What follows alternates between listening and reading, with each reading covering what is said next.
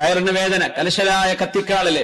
Doctor പറയും ഒരു കുഴപ്പമില്ല, ഡയഗ്നോസ് ചെയ്ത് ഒരു കുഴപ്പമില്ല, MRI എടുത്തു ഒരു കുഴപ്പമില്ല. പക്ഷെ വീട്ടിലെത്തിയ വേദന ഇവിടെ എത്തി, പിന്നെ വേദന ഇങ്ങോട്ടെത്തി, ഇങ്ങോട്ട് മാറി, പുറത്തെത്തി, കാലിലെത്തി, തലയിലെത്തി. ഒരു സ്ഥലത്തും നിൽക്കാതെ മാറി മാറി മനുഷ്യനുണ്ടാകുന്ന വേദനകളിൽ പലതും ഇതുപോലെയുള്ള ഉപദ്രവങ്ങളുടെ ഭാഗമാണെന്ന്. പിശാച് നമ്മളെ ദീനിൽ നിന്ന് പുറത്തു ചാടിക്കുന്ന ആദ്യത്തെ സ്റ്റെപ്പ് സിഹറിന്റെ വഴിയാ. 500 രൂപ എടുത്താൽ ചെയ്തരും ചില ആളുകൾ, 1000 രൂപ എടുത്താൽ.